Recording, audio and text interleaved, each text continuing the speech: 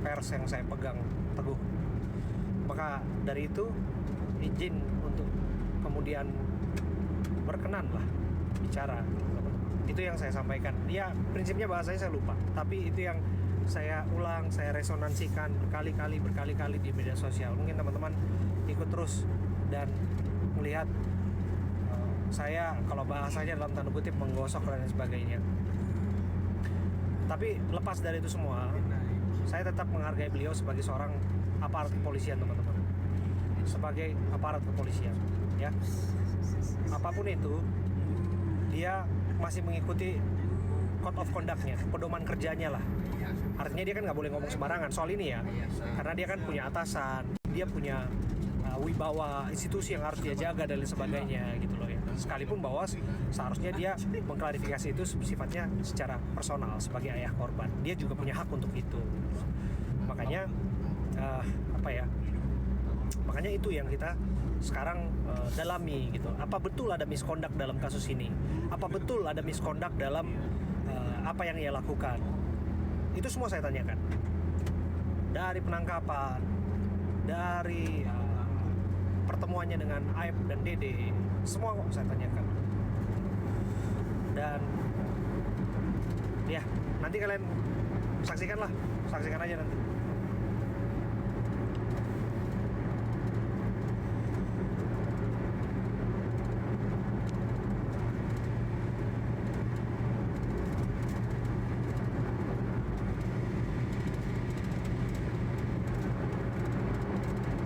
Bang, tadi siar kapan tayangnya bang? Nangis takut. Kacima, aduh hati-hati pak.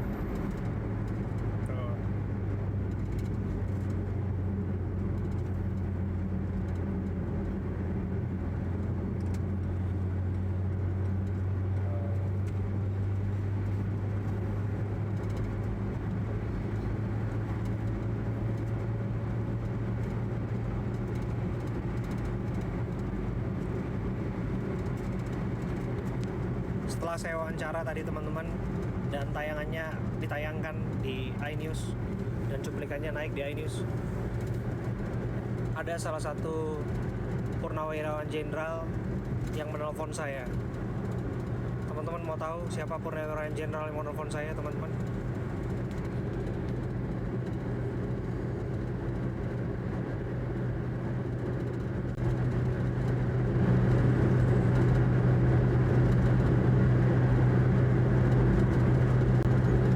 Susno Duaji, pinter. Siti Hajar, Susno Duaji. Ini luar biasa ya. Dalam 15 tahun lah karir saya sekarang wartawan, sekarang jalan tahun ke-16 nih. Ya 15 tahun. Ya, saya udah lupa lah. Iya gini, intinya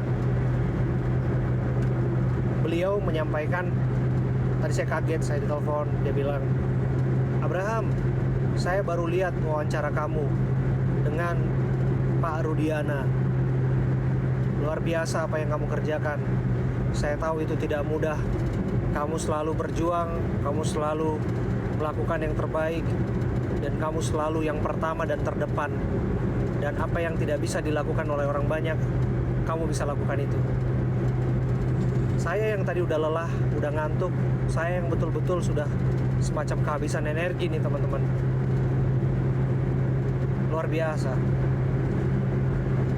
mendengarkan apresiasi tinggi dari Pak Susno Duaji. Saya sampaikan terima kasih Jenderal. Apa yang kami lakukan ini nggak berhenti. Kita sama-sama membuka informasi seluas-luasnya kepada publik. Sekalipun sulit, kami tetap lakukan, dan tetap kami menghargai setiap pihak yang ada di sini tanpa terlebih dahulu melakukan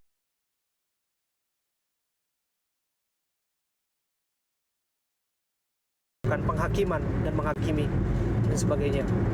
Dan beliau luar biasa sih, luar biasa. Dan saya cerita juga tadi, Jenderal, saya bilang, ini nih hari ini istri saya ulang tahun, saya bilang gitu.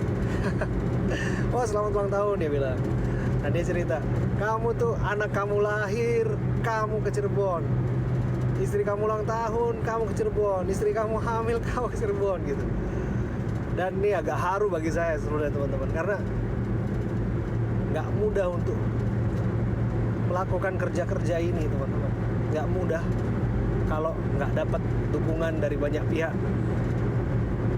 Nggak Tuhan yang bekerja, kalau nggak Tuhan yang berperkara, kalau nggak Tuhan yang buka jalan. Karena setiap kesulitan yang kami hadapi teman-teman, selalu, saya nggak bisa cerita lah di tempat ini, kesulitan yang kami hadapi bukan hanya dari faktor-faktor luar teman-teman, tapi luar biasa. Pengorbanan waktu, energi, keringat, jerih payah. Bahkan saya harus katakan teman-teman, ya lebih dari itu saya sudah berikan lah. Lebih dari itu saya sudah berikan. Dan semoga apa yang kami lakukan atas dasar keikhlasan, apa yang kami lakukan, semoga berbuah kebaikan lah. Semoga berbuah positif lah untuk semua teman-teman. Kerja ini nggak berhenti di sini. Sidang PK Tatal sidang PK Saka Tatal masih ada. Prosesnya masih panjang. Dan saya selaku orang yang sudah berucap apa yang saya sampaikan, harus itu yang saya lakukan. Integritas teman-teman, integritas kawan-kawan, menghargai proses dan tidak hanya menuai hasil, tapi mau berjerih payah dan berkeringat untuk melakukan ini semua. Ini saya lagi kejar-kejaran dengan waktu nih, supaya bisa sampai pulang ke rumah, supaya bisa mengucapkan selamat ulang tahun kepada istriku tercinta di rumah. Ini semoga belum berganti hari, semoga bisa memeluk, cium, supaya melepas rindu dan kangen teman-teman.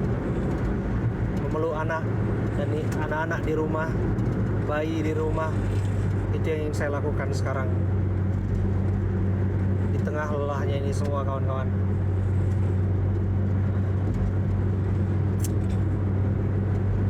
Ya, terima kasih untuk semua teman-teman. Saya juga apresiasi untuk teman-teman kemarin di Cirebon. Saya disambut oleh banyak kalangan. Ada nggak di sini yang kemarin ketemu saya di Cirebon? Ayo ngacung yuk. Ada yang ketemu saya di Cirebon, di depan Pengadilan Negeri Cirebon. Ada yang ketemu dengan saya. Ada yang ketemu dengan saya teman-teman. Adakah yang kemarin di Cirebon ketemu dengan saya?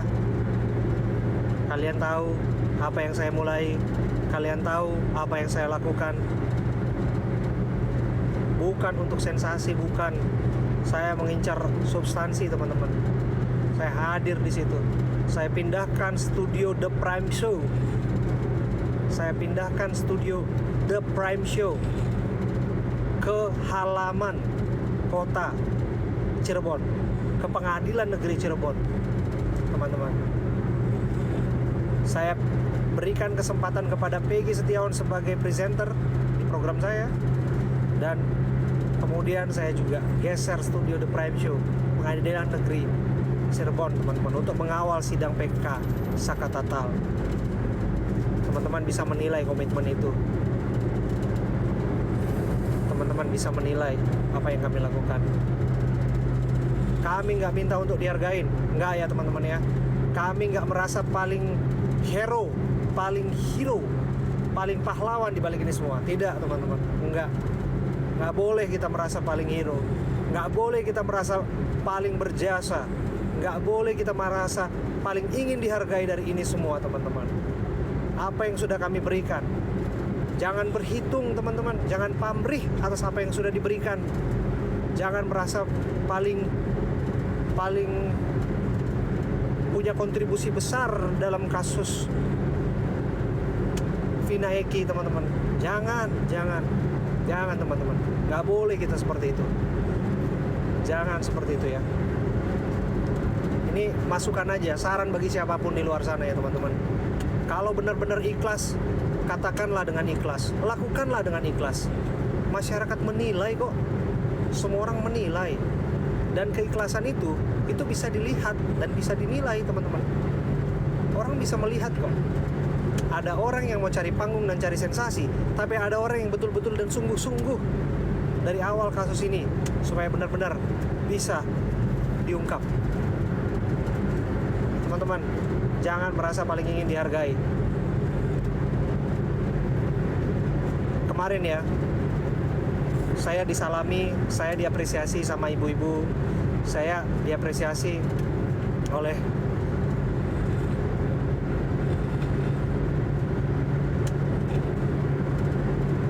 masyarakat, oleh lintas kalangan ada di sana. Saya bilang, Bu, saya mau bekerja. Pak, saya mau bekerja. Bapak minta foto sama saya, ibu minta foto sama saya. Selesai saya bekerja. Saya sempatkan. Tapi tujuan saya bukan foto-foto ke sini. Tujuan saya ke sini hanya untuk liputan. Kalau ada yang kemarin di PN Cirebon, teman-teman bisa lihat itu, teman-teman. Teman-teman bisa lihat. Jadi, apa yang kami lakukan benar-benar dasarnya adalah untuk peliputan, teman-teman ya. Dasarnya adalah untuk peliputan.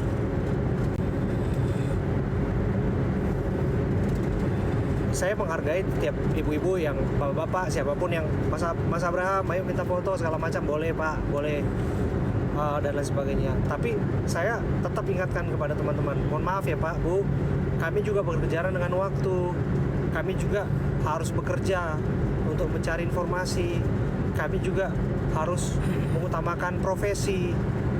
Di atas ini semua, profesi kami yang harus kami junjung tinggi, dan rambu-rambu moral kami yang harus kami jaga. Jadi ini yang kami lakukan, teman-teman. Ini yang kami lakukan. Terima kasih buat semuanya. Terima kasih. Kemarin saya ke rumah Peggy Setiawan. Teman-teman yang nonton The Prime Show ada nggak kemarin? Saya ke rumah Peggy Setiawan. Kami disambut, teman-teman. Kami disambut. Mas Abraham, kenapa Peggy Setiawan menyambut Mas Abraham dengan begitu rupa, dengan baik? Ya kami datang dengan ikhlas. Mas Abraham, kenapa siapa namanya? Kavi Pasren, kemudian Pak Rudiana mau diwawancara dengan Mas Abraham juga, terima dengan baik misalnya. Ya kami datang dengan keikhlasan dan tidak punya motif. Kami datang dengan status kami sebagai pers. Semestinya seperti itulah pers bekerja. Cover both side, berimbang, kasih ruang setiap orang untuk bicara, teman-teman. Dan pada praktiknya kita akan melihat siapa yang nanti akan benar-benar siapa yang benar-benar salah, siapa yang benar-benar harus mendapatkan apa ya? Ya pokoknya siapa yang benar-benar salah di sini. Pada akhirnya akan kelihatan kok. Akan kelihatan. Maka kita harus bekerja dengan ikhlas, harus bekerja dengan tulus. Kita akan kelihatan.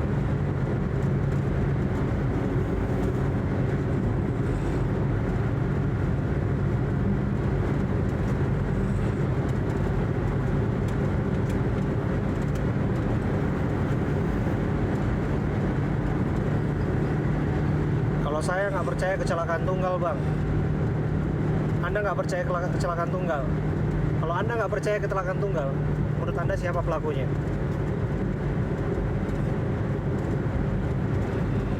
Kira-kira menurut teman-teman siapa pelakunya? Itu yang harus kita ulik bersama, teman-teman. Apa kalau iya ini kecelakaan tunggal, harus bisa dibuktikan.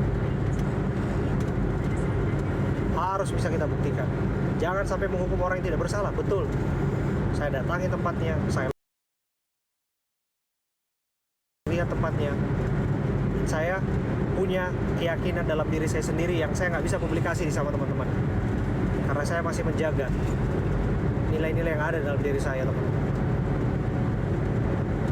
Saya melakukan itu atas dasar etika profesi.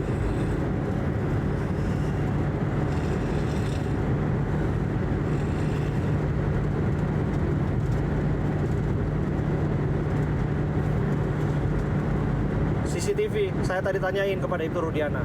Teman-teman nanti lihat. Saya tanya itu mengenai CCTV, saya tanya itu mengenai apa lagi. Apa lagi? Pokoknya udahlah, saya tanya semua lah udah. Banyak lah pokoknya.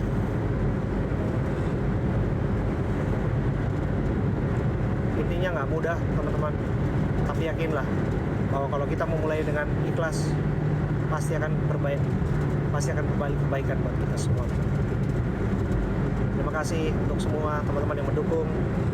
Terima kasih teman-teman. Kerja bersama. Kerja bersama.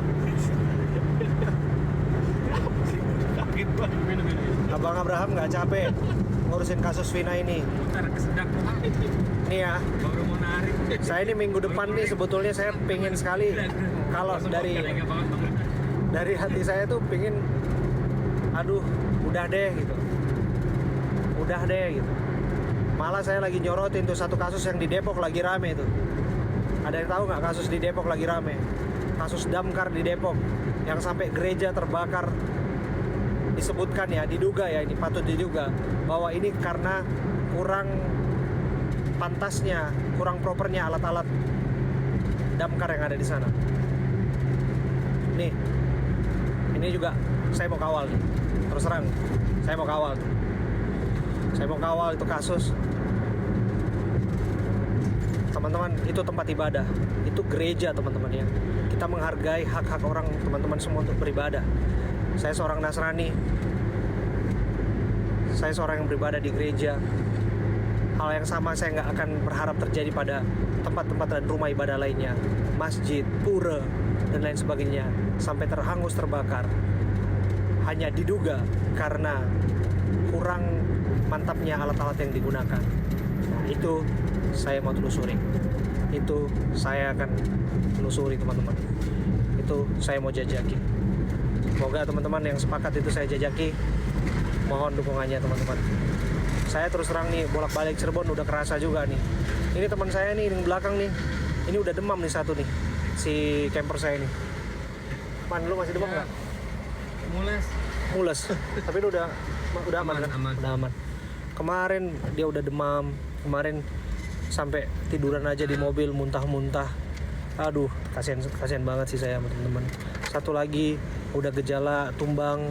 Ada yang lain juga sudah mulai gejala mau tumbang juga. Lelah juga nih bolak-balik Cirebon terus-terusan nih. Tapi ya nggak apa-apa sih kalau selagi kita memang harus ya kita lakukan.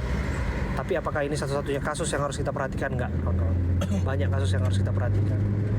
Kasus damkar misalnya. Dan saya mendorong nih teman-teman anggota dewan yang ada di sana, please bersuara dong, tolonglah pantau yang benar-benar. Civil society yang ada di sana, ayolah bersuaralah. Kalau memang ada dugaan penyelewengan di sana, ayo bersuaralah. Sama-sama kita kerjakan. Kita soroti terus, yes. Kita sama-sama bekerja untuk memastikan bahwa jangan sampai ada penyelewengan yang terjadi teman-teman. Ada nggak yang teman-teman yang udah tahu kasus di Cirebon tuh? Oh, Cirebon lagi nih, otak gue udah capek banget. Ada nggak yang tahu kasus di Depok tuh? Aduh, Depok lagi. Depok. Ada warga Depok nggak di sini? Saya juga rumah dekat Depok tuh sebetulnya, tapi masih masuk status Jakarta Selatan.